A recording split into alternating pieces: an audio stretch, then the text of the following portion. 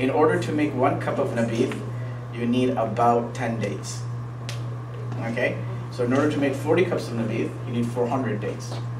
We need like a quarter cup each. Quarter cup each, that it brings it out to 200 dates, but it's made with hand. Wow. So I did see his message, and I was like, okay, nabith, I'll get to it.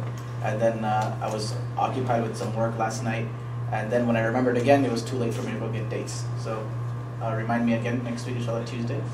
And I'll bring it, inshallah. What might be easier is that if somebody has Zamzam, and does anyone have Zamzam here? If someone brings in Zamzam, and there's dates, there is a hadith of Rasulullah sallallahu alaihi wasallam, which is called musalsal bil ma' wa tamr. I mean, it doesn't have to be Zamzam, it could just be water too, but we were given it through Zamzam. From Rasulullah sallallahu alaihi wasallam gave Zamzam and tamr to a sahabi. He gave it to his student, all the way to our teacher, who gave us Zamzam and tamr and dates. And so it's that hadith is hadith al-diyafa, the hadith of being a guest and a host. And it's the chain of narration is through actions. There are some ahadith that are preserved through words, some are preserved through actions. This is one, for example, hadith al-musafaha, that from me to Rasulullah sallallahu alaihi wasallam, each one of us shook our teacher's hands.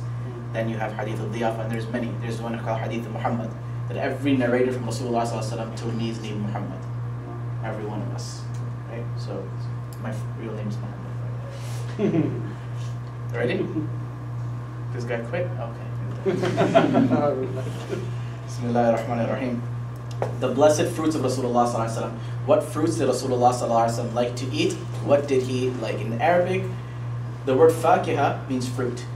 Fa alif kaf ha ta ta'nith. Fakiha comes from the Arabic word tafakkur, which means ay taladduth, which means to take delicacy of an item. For example, nobody eats fruit as a meal. Now we have smoothies and whatnot, but generally speaking, no one has fruits as a meal, right? You have fruits as something, as a snack, right? Back in the day, they didn't have Snicker bars, they didn't have ice cream, they didn't have these things, so that was their dessert. It was something that you just relished in. Fruit was considered a very wealthy gift to someone. It was seasonal, it didn't happen all the time, and it was something that you gave to someone for them to appease themselves while they're eating it. That is why in the Quran, Allah subhanahu wa ta'ala says in Surah Waqi'ah, وَفَاكِهَةٍ مِمَّا يَتَخَيَّرُونَ وَلَحْمِ طَيْرٍ مِمَّا يَشْتَهُونَ. In Surah Waqi'ah, when Allah talks about Jannah, He says, وَفَاكِهَةٍ مِمَّا يَتَخَيَّرُونَ. They will be given fruits. And then He said, وَلَحْمِ طَيْرٍ مِمَّا يَشْتَهُونَ. And they will also be given meat. But why does Allah bring fruits first in Jannah and meat afterwards?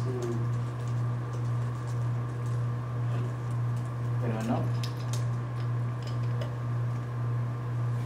There's one's indulgence and one's sustenance. Okay, but why mention the indulgence first and sustenance second? It's Jannah. No. It's supposed to be better, right? Than earth. So why isn't the sustenance better? Because you don't need sustenance in Jannah. You don't need sustenance in Jannah. We're not going to be hungry in Jannah. We're going to be chilling in Jannah. So you're going to have your fruits in Jannah. That's good. It's teamwork. You did half the effort, you did the second half. Abdullah bin Ja'far radiallahu anhu says Rasulullah sallallahu alaihi wasallam ate qitha. Qitha is cucumbers with dates.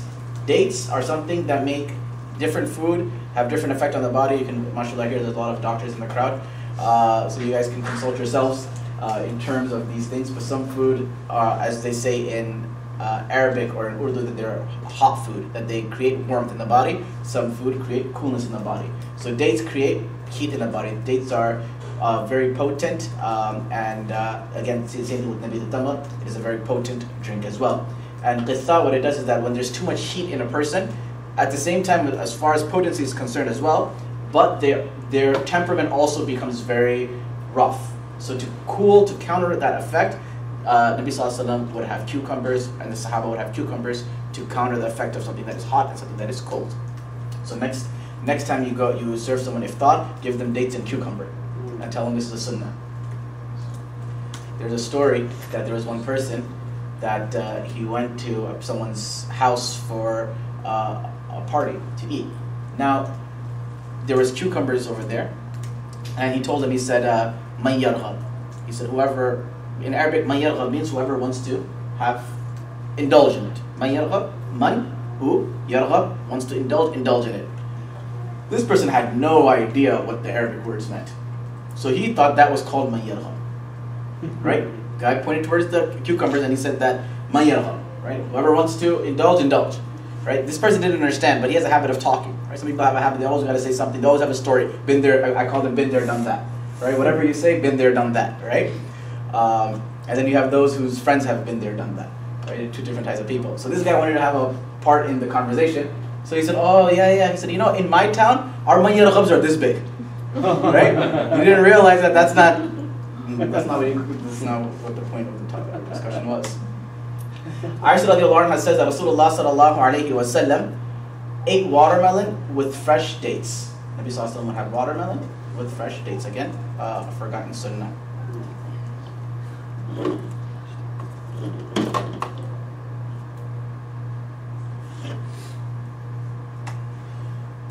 Anas radiallahu anhu says, I saw Rasulullah sallallahu alayhi wa sallam eat together muskmelon and dates. Muskmelon, cantaloupes, they're very similar. If you don't know what they are, there's a picture for you too. Ya Allah. Today's not a good day for recording. Abu Hurairah radiallahu ta'ala anhu said that Rasulullah sallallahu alayhi wa sallam said, when the people saw new fruit, they used to come and present it to Rasulullah sallallahu alayhi wa sallam. To go and take gifts to your elders, to your seniors, to your teachers, to your parents, to elders in the community. This is a sunnah of Rasul. This is a sunnah of the Sahaba radhiyallahu alayhim ajma'in. That something, especially new fruits, not stale fruits. Don't bring the fruits that you're about to. My mother would not waste anything. My mother is a person that doesn't like wasting food at all. So, and at home none of us really eat fruits so much. So now when the fruits start getting bad, my mom just makes them into shakes. Right? It's quietly, she just blends them all together, right? And we make a joke to our mom that if we saw a shake for dinner, we know that it's old fruits, right? Some fruits that are about to expire, and my mom's a professional carver in protecting the fruits. So Rasulullah sallallahu alaihi wasallam then recited this dua: Allahumma barik lana fi thimarina, wa barik lana fi madinatina, wa barik lana fi sa'ina wa fi muddina. اللهم إنا إبراهيم عبدك وخليلك ونبيك وإني عبدك ونبيك وإنه دعاك لمكة وإني أدعوك للمدينة بمثل ما دعاك به لمكة ومثله معه. Nabi sallallahu alaihi wasallam said, Ya Allah, bless the fruits, bless our fruits. Allahumma barik lana thimarina, bless our fruits. Wa barik lana fi madinatina, and bless our city, our Medina. Medina also in the Arabic language means city.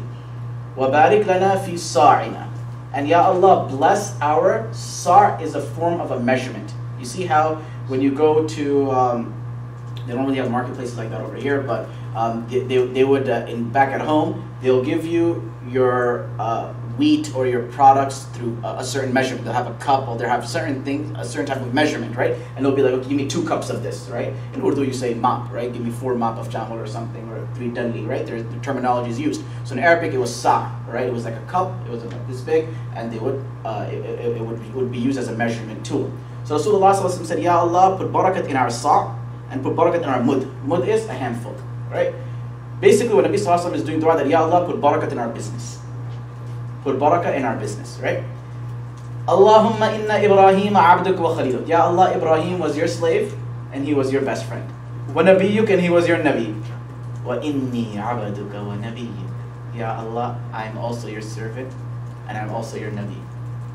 Wa innahu da'aka li Makkah. He did dua for you for Makkah, that Allah, Ya Allah, warzuqhum min ath-thamarat, that Ya Allah, give them fruits. Makkah is a city. Does anything grow in Makkah? The quality of Makkah is that nothing grows in Makkah. But the dua that Ibrahim did in Makkah was that, Ya Allah, bring us fruits in Makkah, where nothing grows and there's no one there. Because Ibrahim wanted to show the world that I did dua for the impossible over here, and Allah made it possible. To show you that there is no dua that you can make in the haram that is impossible. Right? He asked for the impossible. Now if you go to Makkah, you'll find anytime, from the time of Rasulullah, from even Ibrahim's time, you'll find fruits of around the world in Makkah Mukarramah, in a city that doesn't grow anything. So Rasulullah sallallahu alaihi wasallam said, in Medina is a lush city where things grow, where you have vegetation. He said, Ya Allah, Ibrahim did dua for Makkah. I'm doing dua for Medina. He was your Nabi. He was your slave. I'm also your Nabi. I'm also your slave. I do dua بِمِثْلِ مَا دَعَاكَ بِهِ لِمَكَّةِ. The same that he did dua for Makkah, وَمِثْلِهِ مَعَهُ, and double it as well.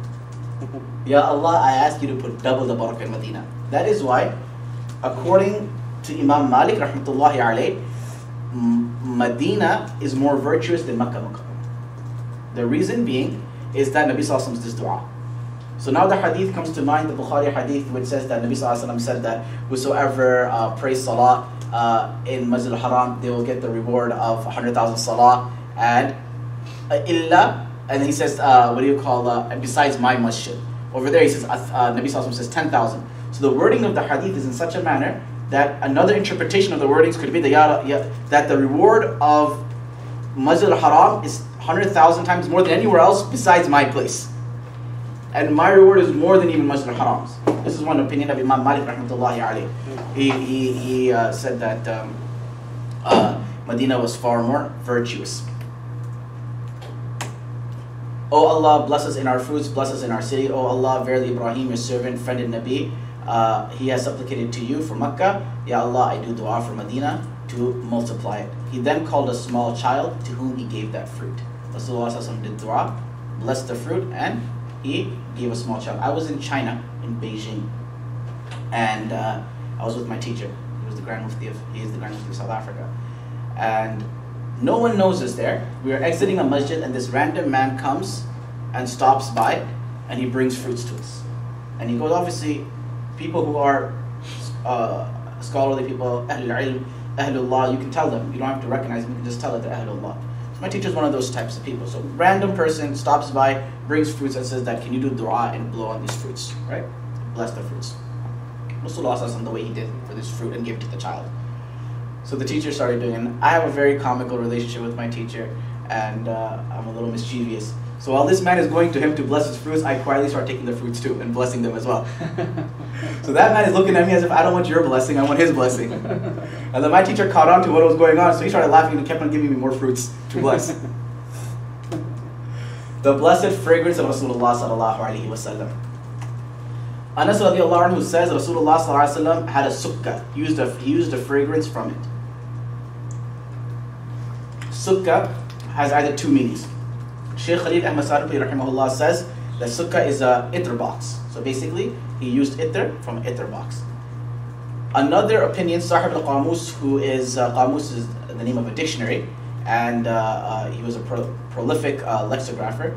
He says that sukkah is a certain type of a mixture of fragrance, and he gives a whole systematic way of developing it, which even if I told you, you're not going to develop it because you're still going to buy Paco Rabanne or Sean Paul, what is it called?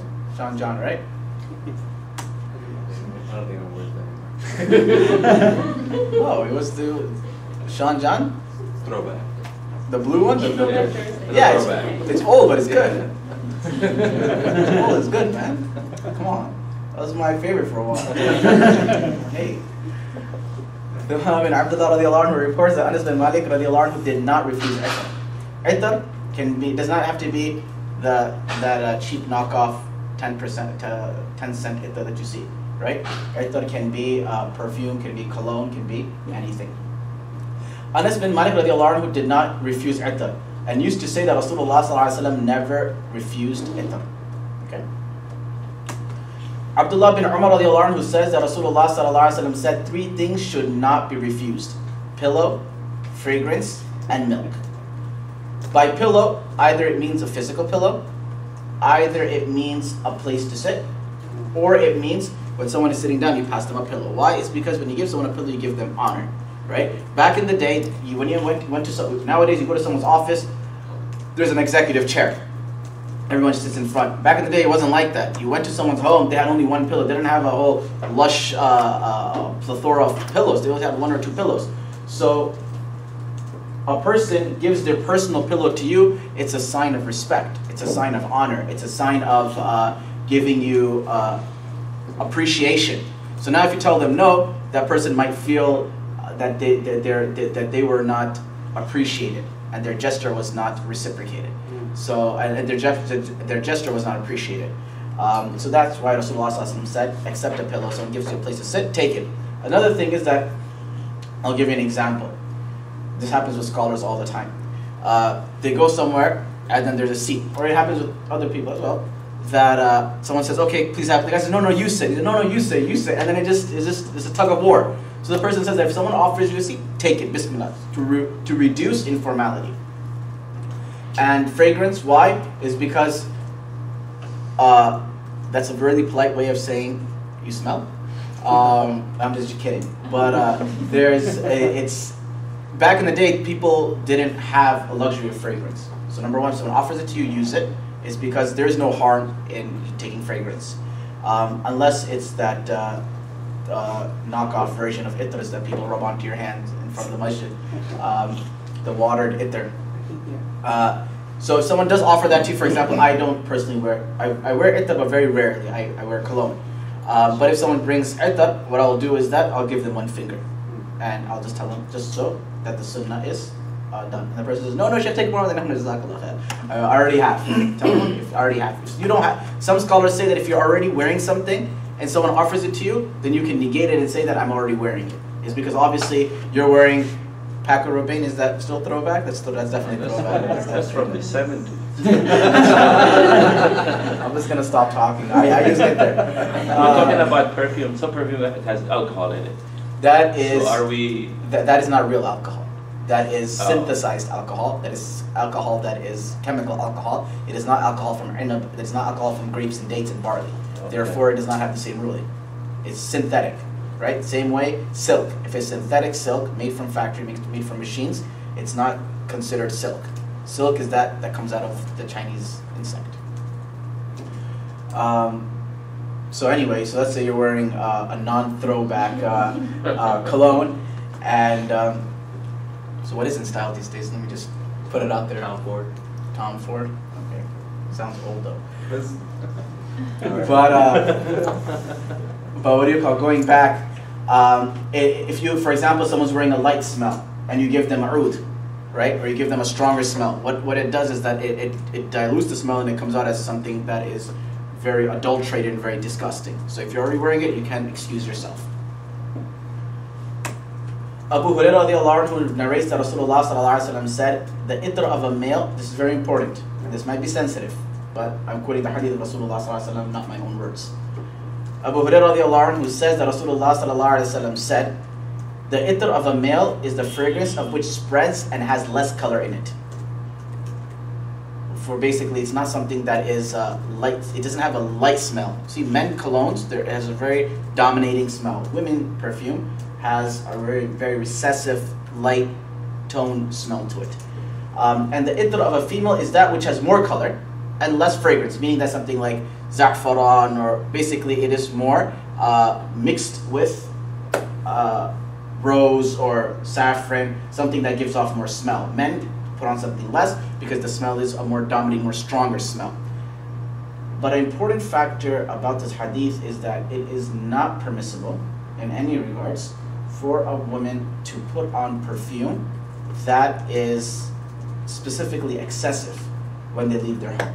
This is by consensus of the scholars. Whether you agree with it or not, that's a different story.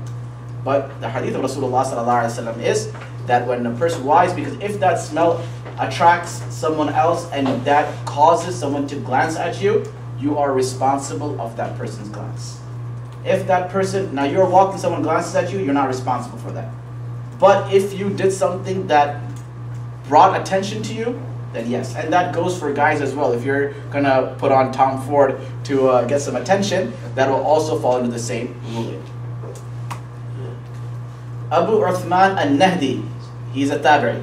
He says that Rasulullah sallallahu alaihi wasallam said, if one is given a rayhan is not a person's name. Rayhan is a type of smell, commonly translated as basil. However, I prefer to translate rayhan as a good fragrance. Why? Is because of how the Arabic word is comprised of. He should not refuse it because it originates from Jannah. Now, either it means that rayhan, basil, specifically comes from Jannah, or it means that all fragrances are from Jannah and Allah has made them imitations for us in the world. When Adam alayhi salam was expelled from Jannah, what was he wearing? He wasn't in a birthday suit. He was wearing something. Fig leaf. He was wearing leaves, right? And the leaves of Jannah have fragrance in them, and that is what Adam alayhi salam brought back, and he planted them in the world. So every fragrant smell that we smell till today is from the original leaf that Adam alayhi salam brought from Jannah. This is in one of the tafasir, that every fragrance was brought from Adam alayhi salam from Jannah, from the leaf that he had. Jarir bin Abdullah al-Bajali radiallahu anhu reports, I was presented to Umar radiallahu anhu. Now this is very, very interesting. I want you to pay attention and let's see if someone can figure this riddle out. Jarir radiallahu anhu, he was presented to Umar radiallahu anhu, meaning that the ranks of battle. He was checking the army. So now Jarir radiallahu anhu was very, very handsome, extremely handsome. And so now he's supposed to, you're at the time of war, everyone's pumped up, people want to show off, people want to show, they're in the mood. So he just throws his shirt off and he's just rocking that six-pack and he's just jogging around. Umar was like, hey, calm down, put that shirt back on, right? And Umar told him to take his top sheet and address the people by saying, I did not see anyone more handsome than Jarir besides what we have heard of Yusuf alayhi salam. That is how beautiful he was. Now, the question arises, first of all, what does this hadith have to do with the chapter of fragrance? Number two, why didn't he say, I did not see anyone more handsome than Jarir? Why didn't he mention Rasulullah sallallahu alaihi wasallam? And number three, who's more beautiful, Yusuf alayhi salam or Rasulullah sallallahu alaihi wasallam? Such a good question. That's the point. I wanted to ask if it was easy. That's the whole point, because I want someone to make a wrong answer. Some scholars say that Yusuf alayhi salam was given half the beauty, and some scholars say that half the beauty of the prophets was one. So where did the rest of the beauty go?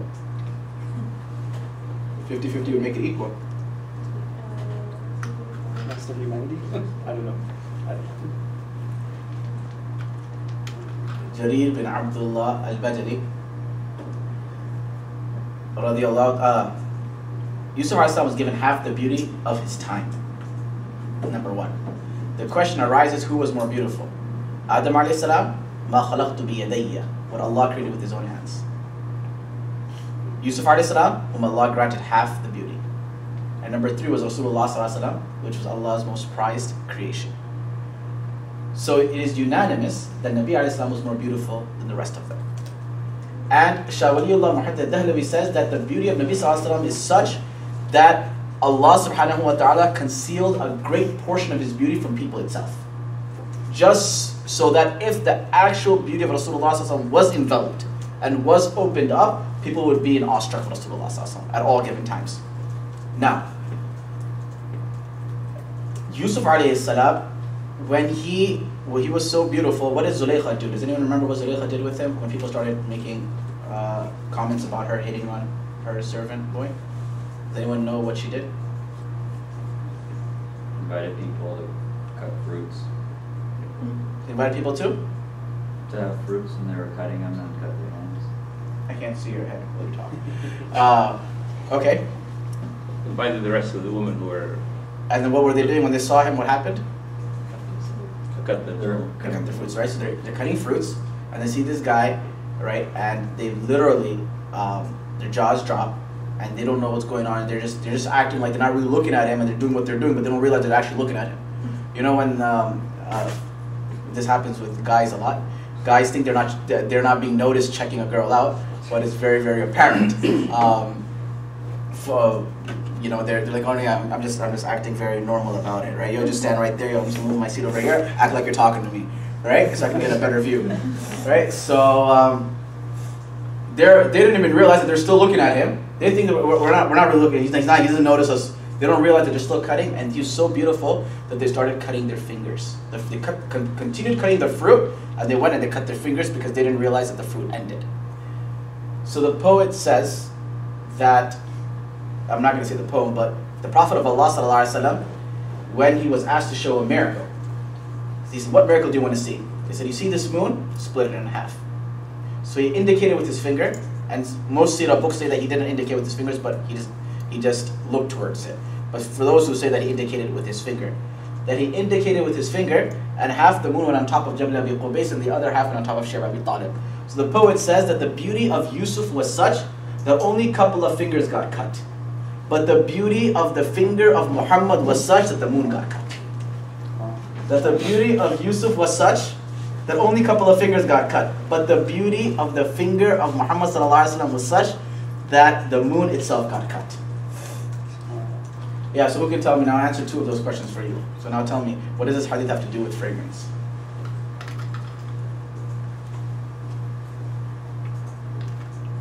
Was he not smelling very good, and then when he took the shawl off, it was...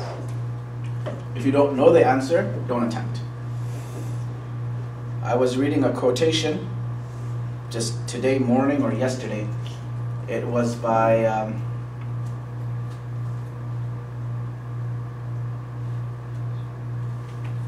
was either Abdullah bin Umar or Abdullah bin Mas'ud. It was one of the Sahaba. So someone says that I was in the servitude of them for almost 16 months. And كثيرا مما سمعت منه قال لا أدري. Majority of what I heard him say was, I don't know.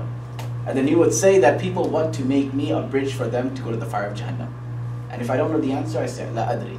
So there is a reason why I wanted to you guys did quiet most of the time, but I wanted someone to answer so I could say this and then teach everyone that to say لا أدري. So yes, it was a trick question. Sayyidina Anas radiallahu ta'ala anhu says, oh yeah, okay. But why? The reason is because what does fragrance add to a person? Their beauty, attraction towards them. And this shows that Jarir radiallahu ta'ala anhu had a certain type of attraction. That when he opened his shirt, there was attraction towards him. So this hadith draws an analogy between fragrance being an attraction towards someone and physical beauty being an attraction towards someone, that just as imperative as it is for a person to be physically beautiful, for someone to be attracted towards them, at the same time it also means that fragrance holds the same value at the same time. So Imam Tirmidhi rahmatullahi alayhi brought this hadith to draw that very subtle analogy, to bring the analogy and draw the line between fragrance being attractive and physical beauty being attractive. That if someone is good looking and they smell, a person is not going to be attracted towards them. But at the same time, if someone is not good looking and they smell well, a person still might be attracted towards them. Right?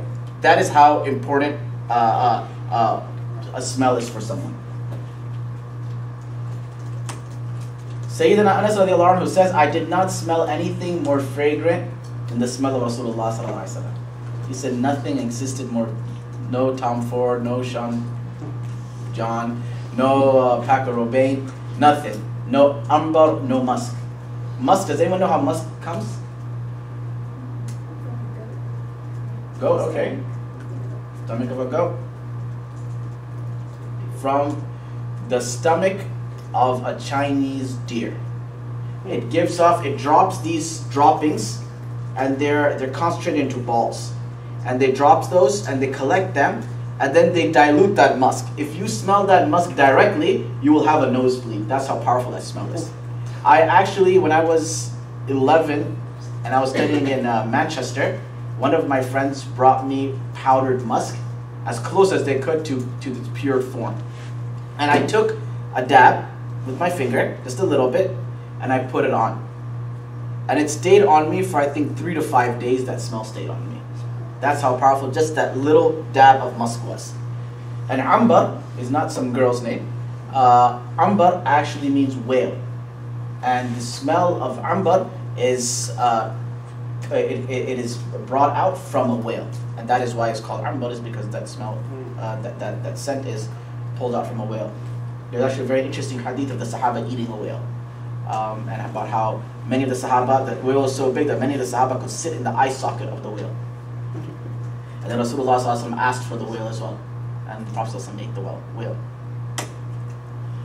A narration from Sayyidina Sulaym radiallahu anha is related in Sahih Muslim.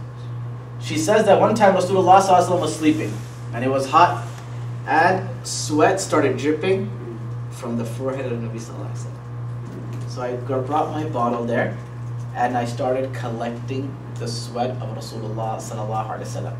And as I'm collecting it, the eyes of Rasulullah Sallallahu Alaihi Wasallam open up and he sees me. And he said, "What are you doing?"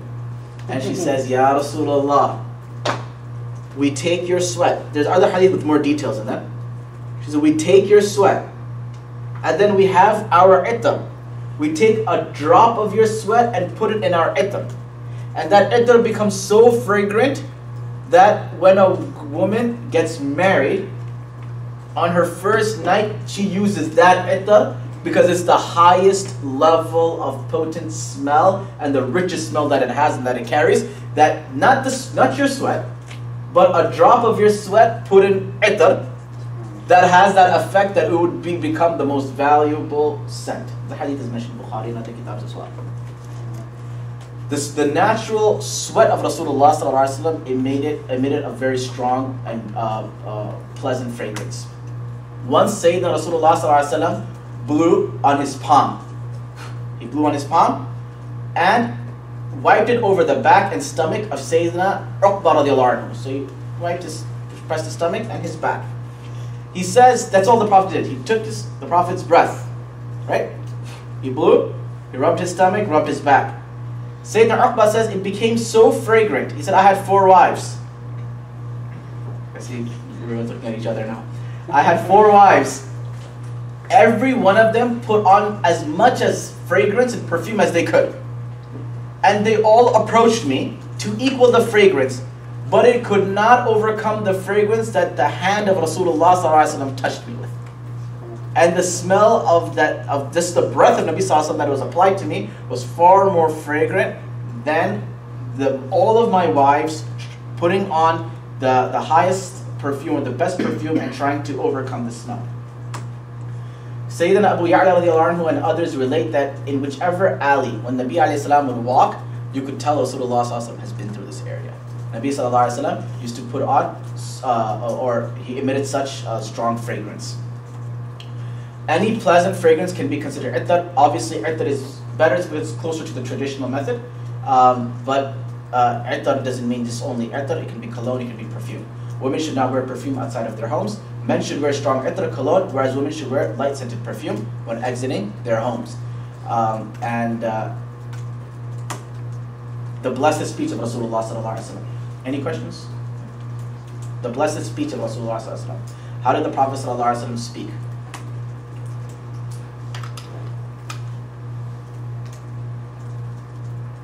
This tastes just like normal water. Aisha radiallahu anha relates that the speech of Rasulullah sallallahu alaihi wasallam was not quick. He didn't speak fast. I have a problem, I speak very fast.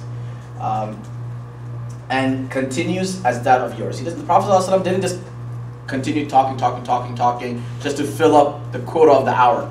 The Prophet sallallahu alaihi wasallam spoke clearly, word for word, so much so that if you sat with the Prophet, you just have to hear him and you'll remember what he said.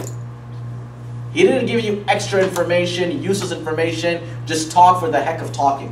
But the Prophet ﷺ gave words that mattered, they affected. And that is why the Sahaba remembered so much what the Prophet ﷺ said. And if you look at the majority of ahadith, look at the majority of ahadith and see how much did the Prophet actually speak. 1-line hadith, 2-line hadith, 3-line hadith. The khutbah of the Prophet ﷺ was how long? 4 lines, 5 lines. 6 lines. In Sahih Muslim, Nabi sallallahu alaihi wasallam said, if you want to know that من لب أحدكم أن يكون خطبته قصيرة وصلاته طويلة, that if you want to know if a person is smart or not, his khutbah will be concise and his salah will be longer. Now I want to ask you, which masjid in America, the khutbah is more concise than the salah? Madrasa Islamiyya, it is. Because we do the khutbah in Arabic in 3 minutes and we do a speech before it. So we fall under the category of the intelligent. Anas bin Malik, that is why I have a very strong opinion against English khutbahs. I have a very, very strong opinion against it. The reason being, for many reasons, But aside of all of that, this is one hadith is enough. من لب أحدكم أن يكون خطبته قصيرة وصلاته طويلة. From the intelligence of a person, his khutbah is concise and his salah is longer. Sahih Muslim. Now someone says, but the point of the khutbah is for them to teach. No, it's not. Allah says, فَاسْعَوْا إِلَىٰ ذِكْرِ اللَّهِ. He calls it dhikr. When I do dhikr, I say subhanallah, alhamdulillah, Allahu Akbar. I don't say glory be to Allah, Allah is the greatest, all praises to Allah. You do dhikr in the fashion that Nabi Sallallahu Alaihi Wasallam did it. I give adhan, the purpose of adhan is to call people towards the masjid. Do I give adhan in English? Do I give adhan in a different language? No, it's a dhikr, it's masnoon, it's prescribed in its manner. Khutbah is the part of salah, just like Jummah. I have a very strong opinion when it comes to khutbah, but that's for another time, inshallah. Rasulullah Sallallahu Alaihi Wasallam repeated, Anas bin Malik radiallahu anhu says that Rasulullah Sallallahu Alaihi Wasallam repeated a word as was necessary thrice, so that his listeners understood well what he was saying. Now this doesn't mean, the next part is not hadith, it's explanation. This doesn't mean that the Prophet ﷺ repeated everything 3 times. He didn't go around saying that, how are you, how are you, how are you? No, he didn't do that. If what he was explaining was difficult, or it was something that had to be given thought, or if there were many people, he faced all 3 sides and repeated to every side. Because they didn't have microphones, they didn't have loudspeakers, so the Prophet ﷺ would repeat the same thing multiple times, facing different directions. Repeating something 3 times was his maximum. There are some ahadith where the Prophet ﷺ repeated some sentences over and over and over and over again, but generally 3 times was his maximum. If saying a thing twice only sufficed, he only said it twice. He didn't always say something 3 times. You know, people say 3 is sunnah, 3 is sunnah. It wasn't always 3 times. This hadith is very beautiful. And it truly is a touching hadith. Hasan radiallahu anhu says, I asked my maternal uncle, Hind ibn Abi Hala, who always described the noble features of Rasulullah sallallahu alaihi wasallam. I said, describe to me how the Prophet of Allah spoke. Describe his style of speech. He replied that Rasulullah sallallahu alaihi wasallam was always worried about the hereafter. Keep this point in mind. That what is our worries? How can I get a better job? How can I get a raise? How can I get a better apartment? How can I get a better place to stay? What's my wife going to say? What's my husband going to say? What are my kids doing? The Nabi of Allah was constantly in the state of worry for the hereafter about 2 things. And he was always busy thinking about how can I make the ummah better? How can the ummah be saved from the fire of Jahannam? Because of these things, he was never free from thought and never rested. The Prophet ﷺ didn't just chill there and say, what are you doing? Yeah, I'm just chilling. No, the Prophet ﷺ didn't. We kill time. It is very normal to go somewhere and see somebody just sitting down and watching TV or watching something for hours and hours on end. I'm just chilling and wasting our time. Allah in the Quran says, "Wal asr." He says, "I swear by time." When I was studying the rhetoric and the balagh of the Quran, I had asked a question. I said, "Look, I understand that the Quran cannot be matched and it cannot be replaced. And the ayat is a competition till the day of judgment that bring a verse like the verse of the Quran." So I said, but some of the verses of the Quran are not that complicated and difficult. For example, wal asr, I swear by time. I can say I swear by the wall. I can say I swear by the water fountain. I can say I swear by the computer. I've replicated it. So my teacher gave a very beautiful answer. He said that the Quran's miracle does not only lie in just the words, but also the in-depth meaning. For example, how do you say time in Arabic? Waqt. How else? Sa'. How else?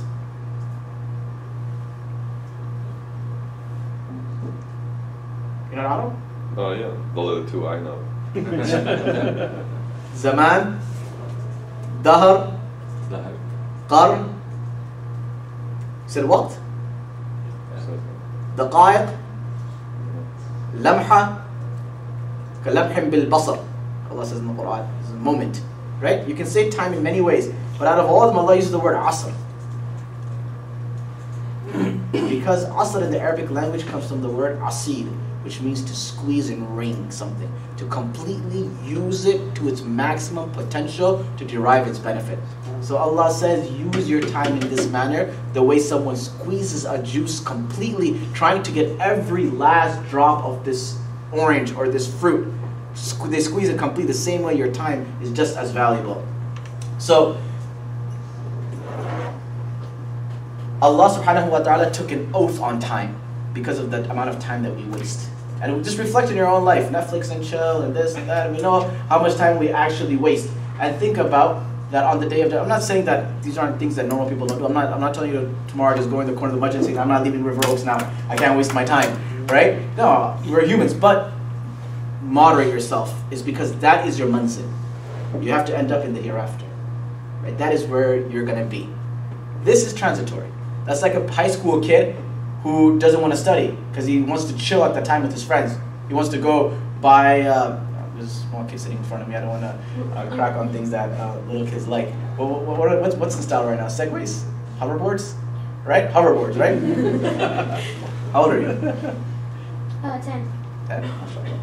May Allah subhanahu wa ta'ala bless you with knowledge and ilm, and bless you with being the coolness of your parents' eyes. So going back, a hoverboard, or I'll give you an example for those who can relate, and I'm pretty sure you can. I think this thing is still in style. If it's not, Tom Ford here can tell me. Pokemon, right? Pokemon. You guys know what Pokemon is? No? Yes. Pokemon. Okay. Pokemon is a really big thing.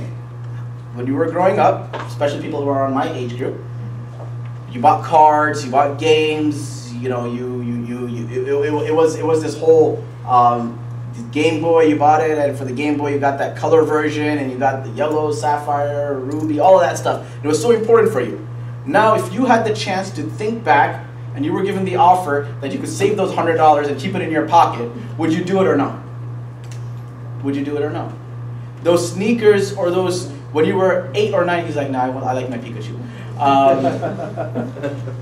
When those sneakers, or those bags, or those clothes that we spend so much money on as children. Now you think back to, you're like, you know what, man, I really did not need to spend that much money. I could have saved it, I could have used it for something better. Or, you know, all those times that I went and chilled out, and in college I wasted my time, I could have done it for my future. What? You're just thinking about 5 years ahead, 3 years ahead. Imagine thinking about eternity. And that time, the only thing that a person will remain out of the feelings, out of the negative feelings of the dunya, the only one feeling that remains in Jannah is regret. That is the only feeling that remains. Regret. It is? SubhanAllah. There's no adhan in this masjid? We're so into it. MashaAllah. Okay. So next week, inshallah. Then. Not after Isha. Are you guys going to come after Isha? It's very late. Come after Isha? Okay. Well, Inshallah. the guy said he closed the masjid at 9:45. We'll do it for like 15 minutes. We'll just finish up. بسم الله الرحمن الرحيم نحمده ونصلي على رسوله الكريم أما بعد. I understand if the sisters are sitting all the way in the back, but why are the brothers sitting so far away from you? Looking like sisters. Come to the front, come to the front. When the front seats are full, then you can go in this seat behind. Right here, not the third row, this is second row, second row. There's no one room there. There's nobody in that area either. Think of this as first class but economy standards. Hassan radiallahu, you know, you speak of no room and sitting. When we had to sit and study, we would sit for 4 to 5 hours in one position. Just alternating a little bit to the left or to the right, maybe keeping one foot up, one foot down, but in tashahhud style, the whole 4 or 5 hours that we sat and learned hadith. So even if you guys don't have that much room, it's still a chair. It's still a lot comfortable. Leaning while we're studying was unheard of. I cannot ever remember any student ever in class leaning in my 10 years of studying. I don't remember even once any student that leaned in and listened to a lesson. Never. It's because hadith, Quran, it was perceived in that manner. But anyhow, so he goes on, he says that Hassan radiallahu anhu was talking about his, Hassan radiallahu anhu was talking to his maternal uncle. And he said that tell me on how the Prophet of Allah spoke. One of the most powerful weapons / gifts that we possess is our tongue. And if we use it properly, it can be a garden from the gardens of Jannah. And if you don't use it properly, وَتَفْتَحُ لَا كَانَتْ فَمَنْ لَوْ رَأَيْتَ تَوَهَمْتَ يُفْتَحُ بَابًا مِنَ النَّارِ. There's this poet, he was talking about his wife. He said, وَتَفْتَحُ, she opened her mouth, لَا كَانَتْ, hope God forbid. فَمَنْ لَوْ رَأَيْتَ, if she starts talking, تَوَهَمْتَ يُفْتَحُ بَابًا مِنَ النَّارِ, you think that the fires of Jahannam were open. That's how much she yells at me, tells me off and whatnot. So a person speaks well. You don't have to be bitter to someone, right? You can change someone's entire day or mood by just a few words, right? Now we're going to go through these things. Remember, I told you Rasulullah was constantly in thought. He would constantly be in thought about the hereafter. He'd constantly be in thought about how can the ummah become better. Because of these things, he was never free from thought and never rested. He never chilled. Or because of worldly affairs, he did not gain rest, but gained rest and contentment from religious well-being. Nabi Sallallahu Alaihi Wasallam used to say that salah is the coolness of my eyes. When salah time comes for us, our salah is gone in 60 seconds. Right? But for Rasulullah Sallallahu Alaihi Wasallam, that was his salah. You know how you watch, we have this concept that how do you get khushu and khudu? So I tell people, you watch TV shows, you watch movies, the way you watch that is khushu and khudu. All you have to do is, with that much excitement that you watch TV and you watch your TV shows or your Netflix and chill, with that much khushu, try praying salah, and inshallah you will be of the awliya of this world. Now we're watching a show, you don't want someone to ask, you have those people when you're watching a TV show or a movie, they're always asking a question, right? Why did he do that? Why did that happen? As if you've watched it before or something. I didn't watch it either, I'm at the same pace as you. Right? So we all know those types of people. You don't want to get disturbed. When we're praying salah, people's phones are going on, and mashallah, you go to a theater. You go to the theater where people are... I need a stand for this. You go to the theater, right, where people are literally not doing ibadah, they're doing the complete opposite of ibadah. Over there, you can't talk loudly. You can't even be on your cell phone, right? You can't raise your feet up. You have to sit in the way that the chair is. You go to our masjid, mashallah, people are on their cell phones. I had one guy, I was giving a lecture in London, the person started talking on the phone while I'm giving a lecture. No, I'm sorry, he was Skyping on the phone while I was giving a lecture. And I'm telling the person, brother, please Skype outside. And he says, and I said, that's why masjid should not have Wi-Fi's in them.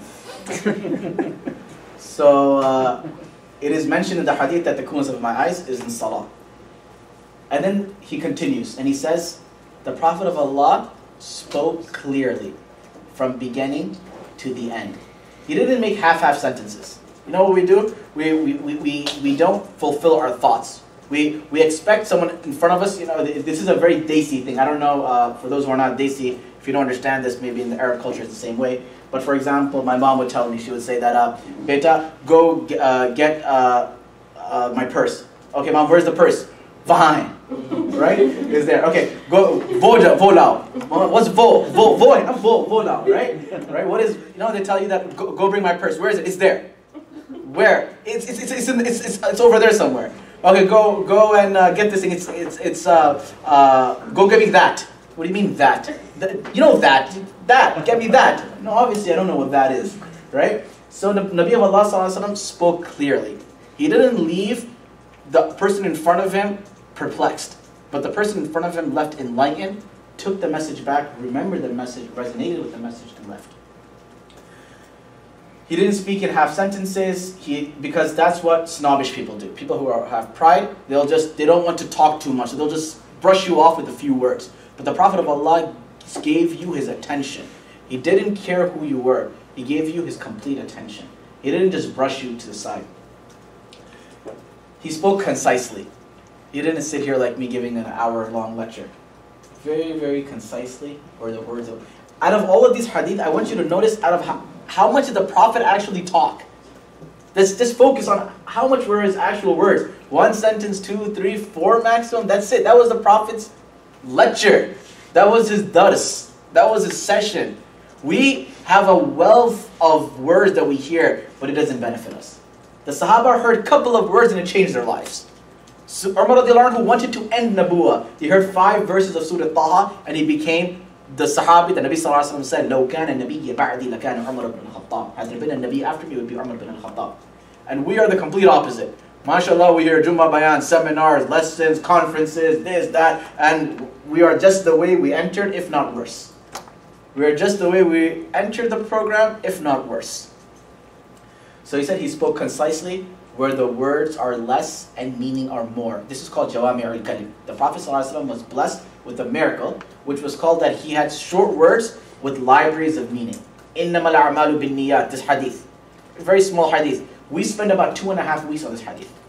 2 hours a day for 2.5 weeks on just إِنَّمَا الْأَعْمَالُ بِالنِّيَّاتِ. And at the end, the teacher was like, oh yeah, there's so many more discussions, we just barely touched it. You guys can go into detail later on. There is a tafsir of Baydawi. I mean, that's going to go into this. It's going to, another story. But anyway, the words of Rasulullah ﷺ were concise and they had a wealth of meaning. They're called Shomai'l al Tirmidhi. Different scholars have formulated these hadith of Nabi sallallahu alaihi wasallam, small words, but they have a plethora of meaning. There is one hadith we're going to go over. That hadith, over 100 masalas and rulings were deduced from that one hadith. And literally the Prophet ﷺ said 6 words. Out of 6 words, it was a joke too. Out of the joke of the Prophet, there were 6 words, and over 100 masail were deduced from that. What hadith was it? Well, we're going to cover it, inshallah. Every word was clearer than the previous one. The Prophet ﷺ didn't rush through his words, but his words were like a person has a string. And they very carefully and systematically drop a pearl into that string. And they collect those pearls.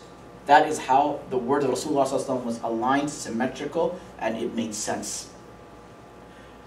There was no nonsensical talk. The Prophet ﷺ didn't say talk bakwas, didn't talk things that were irrelevant. The Prophet ﷺ, every word of his was useful, was necessary.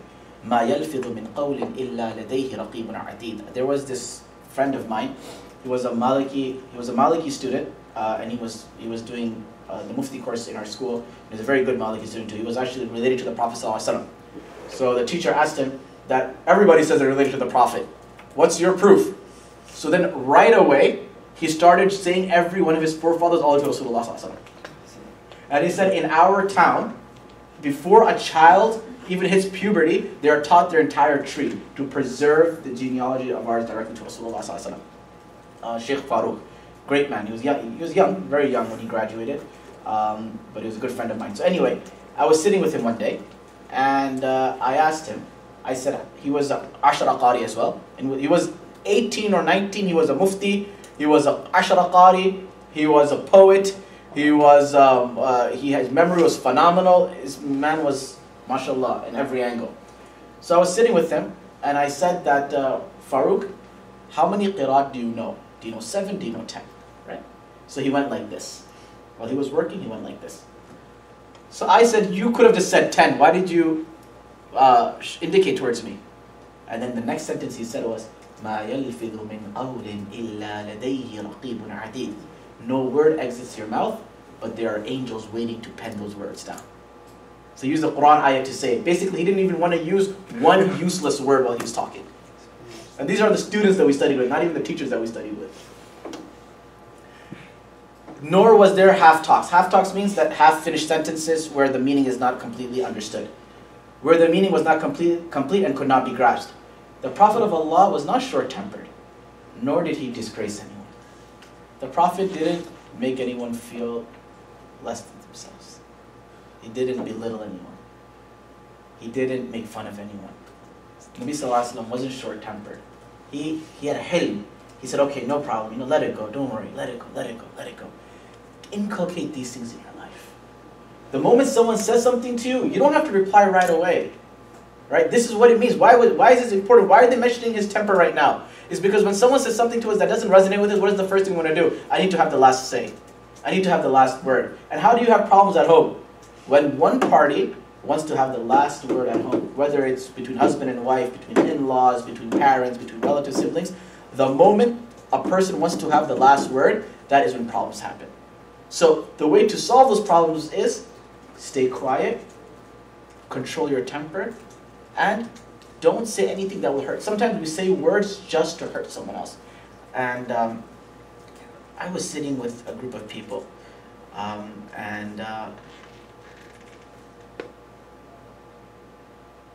they got into an altercation. And one person, just so that the other person can be emotionally hurt, starts saying that, oh, your husband goes and committed this act of adultery with such and such person. And I was sitting there and I was very upset. I got very upset. I said, first of all, I said that was very uncalled for. You didn't have to take a personal attack at that, number one. So number two, there was no benefit of me knowing that. You brought up someone's sin in front of me for no apparent reason. And this is what happens, family problems, issues, people start pulling out their secrets, start attacking them. Wallahi, this is not from amongst the Muslims' qualities. We're going to go through the different ahadith and you're going to see that how important and how vital is a Muslim's honor. And it's not something small that, and not Muslims, any human being's honor. That you just sit there, character, assassinate them, that is not befitting of a mu'min. He was not short-tempered, nor did he disgrace anyone. He always greatly appreciated the blessings of Allah, even though it may be very minute. He didn't criticize it. He didn't say, oh, this tastes like normal water. But whatever he got, he valued it, he respected it. This class is also Islah from you too, not just for you guys. Islah from you too. He valued every single thing that was brought in front of him. He didn't disregard anything. We go to restaurants, we go to people's homes, and we, subhanAllah, we act like we are Donald Trump over there. So we start bossing, oh, this is less, can you go to this? SubhanAllah. Have some patience. Sacrifice your temperament. Understand that you represent something far greater than yourself. You represent the deen of Allah subhanahu wa ta'ala. He did not criticize food. We've been over this. Nor did he overpraise it. He didn't go around saying that, oh, mashallah, this is so delicious. You know, I've never tasted biryani like this before in my entire life. Don't say things that you don't really mean, right? Why say things like that? You know, I have a friend. Wherever he goes, he always overpraises something to the point that you eat something, he says, "Oh, this is the best food I've had in my life." I said, "Ya Allah, you went to your mother's house, you did the same thing. You went to your wife's house, you did the same thing. You went to your in-laws' house, you did the same thing. You went to your enemy's house, you said the same thing. This isn't befitting of a woman. Praise it, alhamdulillah, it's good food, but you don't have to make a person, because look, let's say that your wife is in front of you and your mother's in front of you. And now your wife cooks some food. And now you sit there and you say, John, this food that you cooked, it is the best biryani I had. You think your mother's not going to feel bad? And now your mom cooks something. And you say, Mom, nobody can cook like you. Yes, maybe for you, your mother is like that, but you don't have to say it in front of someone else. You don't have to say it in a way that someone, you see, there's this saying that I read on Tumblr or something a very long time ago. Is that also old school? Where's the old school guy? It said that your candle will not shine brighter by blowing out someone else's candle. Your candle will not shine brighter by blowing out someone. Your candle has its own light. It has nothing to do with the person next to you. Yes, your lights might overlap, but you have your finite light. You don't have to pull someone down to praise, to make yourself feel better. And this is something that happens at home all the time. Your wife wants you to rate her above your mother. Your mother wants you to rate her above your wife. Same, it happens with family relations. People want to take sides. Be neutral. Be diplomatic. The reason for not criticizing food is clear. That is a blessing of Allah. The reason for not praising it too high is because it might be felt that one person is trying to engulf the dunya. This is a commentary of the hadith. He was never angered for anything materialistic. The Prophet didn't get angry if something broke at home. The Prophet didn't get angry if something wasn't cooked at home. The Prophet didn't get angry if someone, is using the computer. The Prophet didn't get angry if someone finished the food at home. The Prophet didn't get angry at these small things.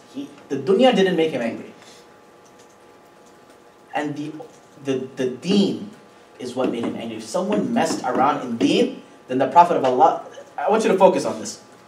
He was never angered for anything materialistic. If someone exceeded the limits in religious matters or against the truth, he became so angry that no one could endure it, nor could anybody stop it till he avenged it or he forgave them. There's a think a word is missing. Forgiveness is missing over there. The next word, there should be that forgiveness until he forgives them. That our anger, the Prophet only got angry for the deen. For example, there was a Sahabi, there was a person who stole, and they were very wealthy. Not wealthy, but they stole, but they were from a very elite family. And the ruling of Islam is that if someone steals and they get caught, and there's witnesses, their hand gets cut. So someone told Osama bin Zayd, they said, "Inta hibba Rasulullah sallallahu alaihi wasallam." You are the beloved of Nabi Allah. Talk to him. It's not what you know, it's who you know. Try to see if the Nabi of Allah might change his mind. And just tell him that, you know what, instead of cutting his hand, make a plan. Do something. So he went to Nabi sallallahu alaihi wasallam. And he said, "Ya Rasulullah, this person is from a high family, this and that. Let it go, Ya Rasulullah. Let's make a plan." Nabi sallallahu alaihi wasallam got so angry. He stood up. And when the Nabi of Allah would get angry, his temple here, his vein here would bulge. And his face would turn red. And he said that لو أن فاطمة بنت محمد لسرقت والله لو أن فاطمة بنت محمد سرقت لقطعت يدها أعاذ الله منها. He said that you're talking about this girl. If my own daughter would have stolen, I would have cut her own hand off. You're talking about someone else. This is the hudud of Allah. تلك حدود الله. This is the boundary of Allah. That is why I have a very, very strong opinion that if you do something wrong, if you're doing a sin, do it. That's between you and your Allah. But don't try to justify it. Don't try to sugarcoat it. Don't try to say that, oh no, but we live in America. Listen, the deen is one. The religion is one. لا نبدل كلمات ربي. There is no لا مبدل لكلمات ربي. The words of Allah don't change. But there is nothing as a greater sin that exists than altering the deen of Allah subhanahu wa ta'ala. To make something halal that Allah has made haram, to make something haram that Allah has made halal, that is what the people of the previous scriptures did. They destroyed the religion their prophet brought to them. Allah would bring another prophet to remove the other, because they said the same thing, that our times aren't befitting. Oh yeah, in time Musa was like that, but now we're more modern. We can't follow religion like that. Allah said, no, the religion is the same. Isa, go tell him the same thing. After Isa, the same thing. No, we're modern, we're not like that anymore. Allah said, Muhammad, you are the last one, and this will never change, and your religion will be for all times. Ya Allah. Get to your stand. It's doing mad sajda. So going back. There we go. So going back, that Rasulullah sallallahu alaihi wasallam, we only get angry for the dunya. And we never get angry for the deen. When was the last time you got upset at someone at home because they didn't pray? When was the last time you got upset at someone because they didn't do something that they were supposed to do? We get upset at someone if they, for dunya reasons, but never for the deen. And the Nabi sallallahu alaihi wasallam was the quite opposite. If for some reason Nabi sallallahu alaihi wasallam had to make a gesture or point at something, he did it with the full hand. The Prophet sallallahu alaihi wasallam never pointed like this. Whenever he pointed at something, he did it like this. He pointed like this. There's a reason. Number one, when you point at someone like this, it looks derogatory. Number one. Number two, it's a sign of arrogance. That, listen, you. Number three, that Nabi sallallahu alaihi wasallam would indicate with this that there's one Allah, shahada. So that's why he disliked using this finger to point towards anyone else. So when you talk to someone, this is in England is very famous. That if you point at someone in England, a lot of things are rude in England that aren't rude in America. But out of them it's your finger, right? You're pointing someone with one finger. Prophet ﷺ didn't do this. When you talk to someone, don't make them feel threatened. Don't make them feel disrespected. Even if you disagree with them, still make them feel respected. When he was surprised by something, he turned his hands. Prophet ﷺ, when he was surprised, he turned his hands. And when he spoke, sometimes while talking, he moved his hands. So it's okay to move your hands because a person can get their message across.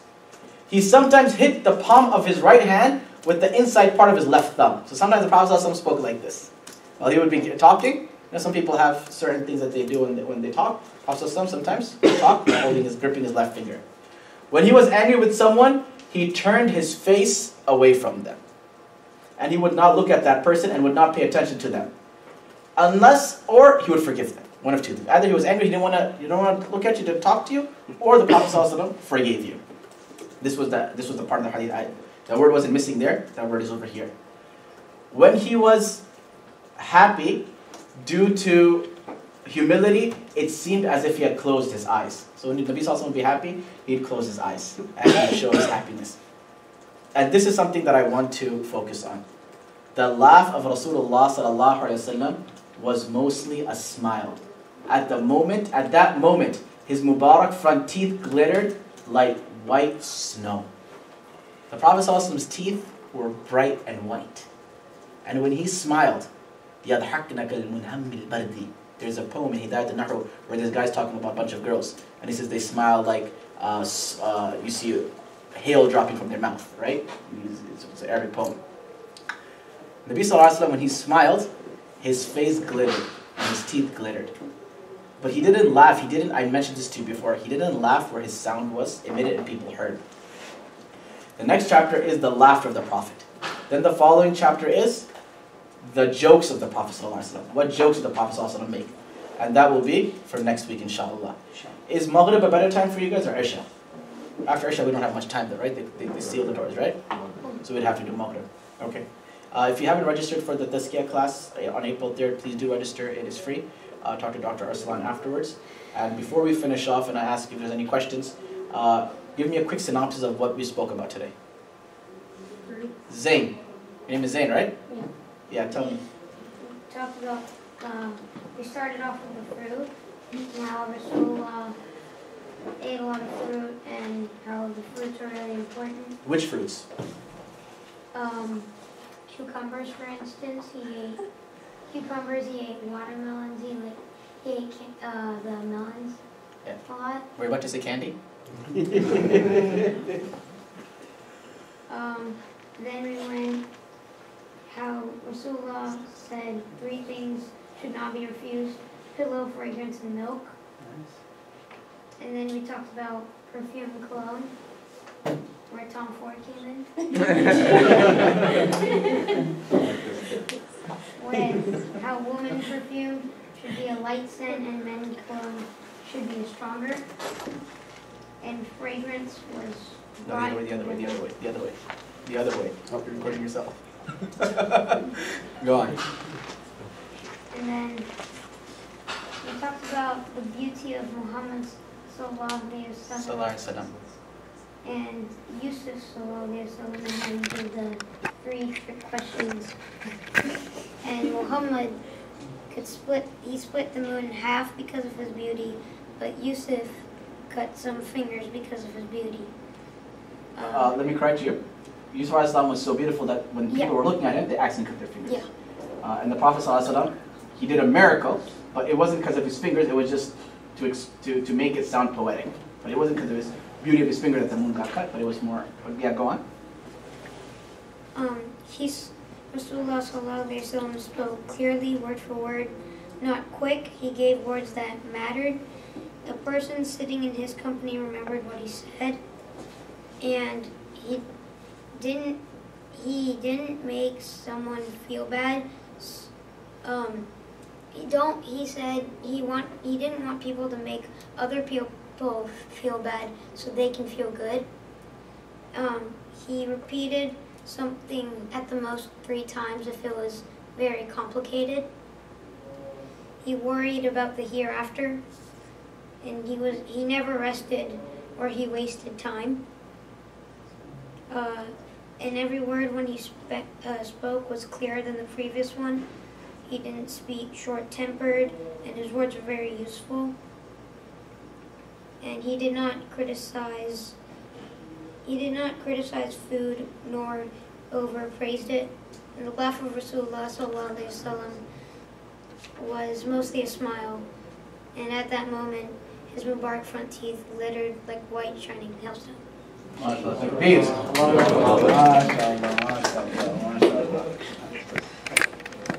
Who is his parents? MashaAllah. MashaAllah. Good kid you have there, MashaAllah. I was like him when I was small. I used to go and sit in lectures, and the speaker would be like, all right, you tell me. And I'd be like, inshallah, may Allah subhanahu wa ta'ala use him for the sake of the deen. May Allah subhanahu wa ta'ala bless him in his ilm and his amal. Keep his muhabbat with his parents, make him obedient. and use him as a leader of this community and for this generation, for this era, inshallah. Any questions? No? Subhanallah, inshallah, next week, Maghrib. Oh yeah, so